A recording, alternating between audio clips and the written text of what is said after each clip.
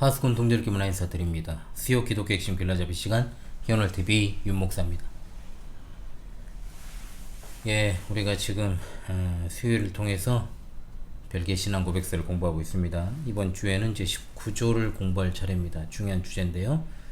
먼저 관련한 주제 말씀 두 구절을 읽고 시작을 하겠습니다.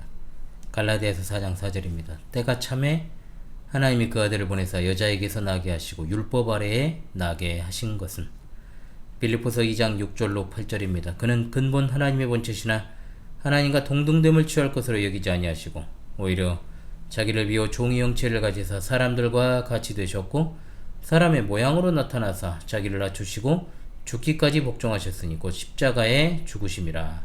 아멘. 19조 본문을 한번 읽도록 하겠습니다. 그리스도의 한 인격 안에 있는 위격 안에 있는 두 본성에 관한 내용입니다. 우리는 이 잉태로 말미암아 하나님의 아들의 위격이 인성과 분리되지 않고 연합되어 있으며 연결되어서 하나님의 두 아들이 있는 것도 아니고 두 위격이 있는 것도 아니며 오직 두 본성이 하나의 위격 안에 연합되어 있음을 믿습니다. 각각의 본성은 그 자체의 구별된 속성을 갖고 있습니다. 즉 그분의 신성은 항상 창조되지 아니하며 시작한 날도 없고 생명의 끝도 없이 하늘과 땅에 충만하십니다. 그분의 인성은 그 자체의 속성을 상실하지 않으시는데 시작된 날이 있고 창조되었으며 유한하시고 참된 육체의 속성들을 다 갖고 계십니다. 비록 그분의 부활로 인하여 당신의 인성의 불멸성을 부여받으셨을지라도 그분은 인성의 실체를 바꾸지 않으셨습니다. 왜냐하면 우리의 구원과 부활이 또한 그분의 몸의 실체에 달려있기 때문입니다. 그러나 이 두 본성은 하나의 위격에 밀접하게 연합되어 있어서 두 본성은 그분의 죽음에 의해서도 분리되지 않습니다. 그러므로 그분께서 죽으실 때 당신의 아버지의 손에 의탁하신 것은 그분의 육체로부터 떠난 참된 사람의 영이었습니다. 한편 그분의 신성은 항상 그분의 인성과 연합되어 있었으며 심지어 무덤에 계시는 동안에도 그분의 신성은 인성과 연합되어 있었습니다. 그리고 비록 신성 그 자체가 잠시 동안 드러나지 않았을 뿐 그분이 어린아이일 때도 그분 안에 신성이 있었던 것처럼 신성은 그분 안에 언제나 남아 있었습니다. 그러므로 위와 같은 이유에서 우리는 그분이 참된 하나님이시며 동시에 참된 사람이심을 고백합니다. 곧 참된 하나님으로서 그분의 당신의 능력으로 사망을 정복하셨으며 참된 사람으로서 그분은 당신의 육체의 연약함에 따라 우리를 위하여 죽으셨습니다. 라고 진술합니다. 자, 삼위일체 하나님의 제2위 되시는 성자 하나님, 참 하나님이시면서 또한 참 사람이십니다. 우린 이 사실을 믿습니다. 하나의 인격 안에 두 구별된 성품 또는 본성이 있습니다. 어떻게 하나의 위격 안에 두 개의 본성이 존재할 수 있을까? 이걸 갖다가 1위, 2성 또는 2성 1인격이라고 부르죠. 자, 별개 신앙 고백서 19조는 바로 이 신비함을 다루고 있습니다. 하나님이 사람이 되셨습니다. 자, 예수님은 원래 신성만 갖고 계신 분이시죠. 성령으로 말미암아 동정녀 마리아를 통해 인성도 함께 갖게 되셨습니다. 하나님이 사람이 되신 겁니다. 빌립보서 2장 7절의 말씀, 오히려 자기를 비워 종의 형체를 가지사 사람들과 같이 되셨고 라고 했습니다. 이 말은 하나님이시면서 동시에 사람이 되셨다라는 뜻입니다. 자, 그런데 이걸 오해해서 반신, 반인이라고 생각하면 안 됩니다. 참 하나님이시면서 참 사람이시다. 자, 인간의 이성이나 상식으로 받아들이기 어렵습니다. 그런데 고대 신화에는 이런 존재들이 많이 등장합니다. 그러다 보니 예수님을 반신, 반인이라고 오해해서는 안 된다는 거죠. 스핑크스라든지 사이렌이라든지 그리고 그리스 로마 신화에 등장하는 페르세우스나 아킬레스 등은 다 섞여 있죠. 반신, 반인은 그저 그 자체로 이해하기 편하지만 참 하나님이시면서 동시에 참 사람은 이해하기 어렵습니다. 실제로 예수님을 갖다가 반신, 반인으로 이해하는 사람들이 있었습니다. 그러나 예수님은 반신, 반인 아닙니다. 참 하나님이시면서 참 사람이십니다. 신비합니다. 분명 그러나 그러합니다. 마치 삼위일체의 신비와 마찬가지입니다. 그래서 별개 신앙 고백서 19조는 우리가 무엇을 믿는지를 매우 분명하게 선언하십니다. 우리는 이 잉태로 말미암아 하나님의 아들의 위격이 인성과 분리되지 않고 연합되어 있으며 연결되어서 하나님의 두 아들이 있는 것도 아니고 두 위격이 있는 것도 아니며 오직 두 본성이 하나의 위격 안에 연합되어 있음을 믿습니다. 아멘. 예수님은 하나의 위격에 두 본성이 결합된 분이십니다. 예수님은 하나님이시기만 한 것도 아니고 사람이기만 하신 것도 아니라 하나님이시면서 동시에 사람이십니다. 하나님께서 사람이 되셨다는 것을 하나님이심을 포기하고 사람이 되셨다고 생각하면 안 돼요. 하나님이심을 그대로 유지하면서 사람이 되셨습니다.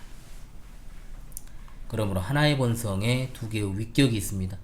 이성, 일인격이죠. 예수님의 하나의 인격 안에 신성과 인성이 결합되었다는 자체가 신비한 겁니다. 한 사람에게 하나의 본성만 있을 뿐 두 가지 이상의 본성은 존재할 수 없는 게 우리의 보편적 상식이죠. 그래서 이에 대한 이단들이 많이 출현할 수밖에 없었던 겁니다. 고대시대부터 지금까지. 그래서 이 두 본성과 관련한 이단들을 보게 되면 첫 번째로 가현설이 있습니다. 가현설. 이들은 예수님이 참된 사람이 되신 게 아니고 사람의 형태만 띠고 오셨고 일시적으로 육신이 그냥 나타난 것일 뿐이다. 가현설을 주장한 최초의 이단은 영지주의였죠. 그들은 예수님의 인성을 부정했기 때문에 이단입니다. 두 번째, 아폴리나리우스주의입니다. 최근에 한번 또 소개한 적이 있습니다만 이 사람은 예수님의 인성에 대해서 잘못된 주장을 펼쳤죠. 예수님의 영혼은 신적이나 육체는 인적인 것으로 그리스도가 사람의 몸을 갖고 계셨지만 사람의 정신이나 영은 갖고 계시지 않았다. 자, 이렇게 주장을 했어요. 그러니까 인성이 신성에 포함된 것으로 이렇게 인식을 한 거예요. 인성이 신성에 포함된 것, 이렇게 인식을 했다는 거죠. 그리고 세 번째, 예수님의 신성과 인성을 완전히 두 개의 분리된 인격으로 나눠버리는 겁니다. 자, 즉 예수님은 하나님과 사람으로 구성되어 있다, 이렇게 주장을 하는 것도 이단입니다. 또한 네 번째, 루터의 주장이죠. 루터는 4세기 니케아 신경 채택 후에 이제 유티케스라는 사람이 가르쳤던 입장을 취했습니다. 유티케스는 그리스도의 한 본성, 즉 새로운 무엇인가를 형성하는 두 요소의 결합을 강조했습니다. 그는 예수님 안에서 신성과 인성은 인성이 신성의 특성들을 취하고 신성이 인성의 특성들을 취하는 식으로 결합된다. 한마디로 예수님은 하나님께서 참 하나님이신 것처럼 참 하나님도 아니고 사람이 참 사람인 것처럼 참 사람도 아니라 앞서 말한 차라리 하나님 플러스 사람 반신반의라고 주장한 거예요. 그러니까 루터는 말했잖아요. 예수님의 인성은 어디에나 계신다. 이렇게 편재하심의 특성을 가진다. 이렇게 말했습니다. 즉 몸은 모든 곳에 계신다라고 한 겁니다. 이것은 그의 성만찬의 견해 공제설에 영향을 끼쳤죠. 예수님의 인성이 어디에나 계신다면 육체적으로 빵 안에 계시는 겁니다. 인성이 신성화된 건 아니지만 인성은 신성의 속성들을 받았다. 속성 교류라 그러죠. 이걸 갖다가 불에 달궈진 새 묘사를 했습니다. 한 본성에서 다른 본성으로의 이런 속성들의 전수는 그 승천에서 완성되었고 승천 이래로 그리스도의 인성 또한 여기저기 편지하게 되었다는 겁니다. 자, 이와 같은 잘못된 주장에 대해서 벨기 신앙고백에서 19조는 이렇게 고백합니다. 하나님의 두 아들이 있는 것도 아니고 두 위격이 있는 것도 아니며 오직 두 본성이 하나의 위격 안에 연합되어 있음을 믿습니다. 각각의 본성은 그 자체의 구별된 속성을 갖고 있습니다. 즉 그분의 신성은 항상 창조되지 아니하며 시작한 날도 없고 생명의 끝도 없이 하늘과 땅에 충만하십니다. 그분의 인성은 그 자체의 속성을 상실하지 않으시는데 시작된 날이 있고 창조되었으며 유한하시고 참된 육체의 속성들을 다 갖고 계십니다 라고 그랬습니다. 예수님은 두 인격을 가진 분이 아니라 오직 하나의 위격을 가진 분이십니다. 한 분 안에 신성과 인성이라는 두 개의 본성이 있습니다. 이때 예수님의 신성과 인성은 서로 섞이지 않고 각각 고유한 속성입니다. 자, 부활하신 이후에 현재까지 우리 예수님, 하나님이신 예수님께서 이 세상에 오실 때 인성을 취하셨습니다. 그렇다면 부활하신 이후에 그리고 승천하신 이후에 예수님은 어떠실까요? 이제 인성은 없어지지 않으셨을까요? 이제 부활하셔서 하늘로 올라가셨으니까 인성은 없고 신성만 있는 것이 아닐까라는 생각을 저도 어릴 때 했어요. 그런 생각이 들 수 있지만 예수님이 신성과 인성을 가지고 계심은 부활하시고 승천하신 이후에도 동일합니다. 예전에 제가 이것과 관련해 특강 한번 올렸거든요. 근데 제목이 기억이 안 나요. 여러분 한번 찾아보세요. 이제는 올렸던 것도 언제 올렸는지 이제 크나 굵직굵직한 거는 기억이 나는데 조용히 묻힌 것들이 또 영상이 많거든요. 그러다 보니까 제가 그냥 어렴풋이 기억이 납니다. 어찌되었든 예수님이 신성과 인성을 가지고 계시면 부활하시고 승천하신 이후에도 동일하다. 예수님은 이 세상에 오시기 위해서만 인성을 취한 것이 아닙니다. 우리 몸의 부활, 그것은 예수 그리스도의 부활하신 인성을 통해 바라볼 수 있습니다. 우리의 영혼만 구원받는 것이 아니라 육체도 구원 얻게 되고, 그 육체는 예수님의 부활하신 육체와 동일하게 영원히 죽지 않는 불멸의 육체가 되는 거죠. 그래서 벨기 신앙고백서 19조 이렇게 고백을 하지 않습니까? 비록 그분의 부활로 인하여 당신의 인성의 불멸성을 부여받았을지라도 그분은 인성의 실체를 바꾸지 않으셨습니다. 왜냐하면 우리의 구원과 부활이 또한 그분의 몸의 실체에 달려있기 때문입니다. 그러나 이 두 본성은 하나의 위격에 밀접하게 연합되어 있어서 그 두 본성은 그분의 죽음에 의해서도 분리되지 않습니다. 그러므로 그분께서 죽으실 때 당신의 아버지의 손에 의탁하신 것은 그분의 육체로부터 떠난 참된 사람의 영이었습니다. 한편 그분의 신성은 항상 그분의 인성과 연합되어 있었으며, 심지어 무덤에 계시는 동안에도 그분의 신성은 인성과 연합되어 있었습니다. 그리고 비록 신성 그 자체가 잠시 동안 드러나지 않았을 뿐, 그분이 어린아이일 때도 그분 안에 신성이 있었던 것처럼 신성은 그분 안에 언제나 남아 있었습니다. 라고 했습니다. 영원 전부터 하나님이셨던 예수님이 성육신 하셔서 하나님이시면서 동시에 사람이 되셨습니다. 그리고 그 이후로 지금까지 예수님은 영원토록 참 하나님이시오 참 사람이십니다. 아멘. 그러므로 우리에게 있어 중요한 것, 우리 구원에 있어서 중요한 이 두 본성입니다.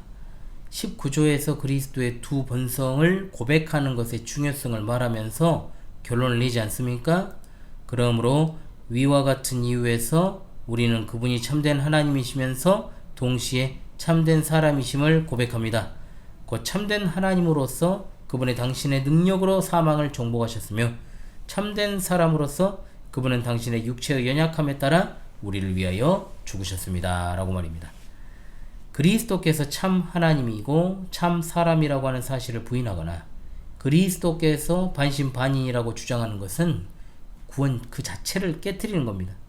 하나님께서는 영원한 형벌에서 사람을 구원할 수 있는 유일한 중보자가 참되고 의로운 사람이면서 동시에 참 하나님이신 분이어야 된다. 하나님의 공의는 죄악된 동일한 인성이 죄값을 지불할 것을 요청하지요. 따라서 구주는 참 사람이어야 하며, 동시에 죄에 대한 하나님의 진노가 인간이 절대로 질 수 없을 만큼 크기 때문에 구주는 또한 참 하나님이어야 됩니다. 그리스도께서 그분의 한 인격 안에 신성과 인성의 두 본성을 가지지 않으셨다면 우리에게는 구원이 없습니다. 예, 여기에 대해서 방금 이제 소개한 게 다른 신앙 고백서들 가운데서 하이델베르크 요리문답 15에서 17문답의 내용이 되겠습니다. 자, 그 부분을 읽고 이번 주 수요 기독교 핵심 길라잡이 시간을 마무리하겠습니다. 자, 15문입니다. 자, 그렇다면 우리는 어떠한 중보자와 구원자를 찾아야 합니까? 답. 참 인간이고 의로운 분이시나 동시에 참 하나님이고 모든 피조물보다 능력이 뛰어나신 분입니다. 16문입니다.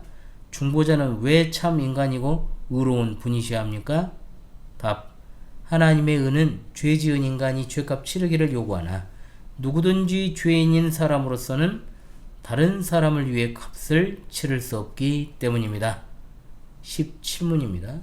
중보자는 왜 동시에 참 하나님이셔야 합니까? 답. 그의 신성의 능력으로 하나님의 진노의 짐을 그의 인성에 짊어지시며 또한 의와 생명을 획득하여 우리에게 돌려주시기 위함입니다. 그랬습니다.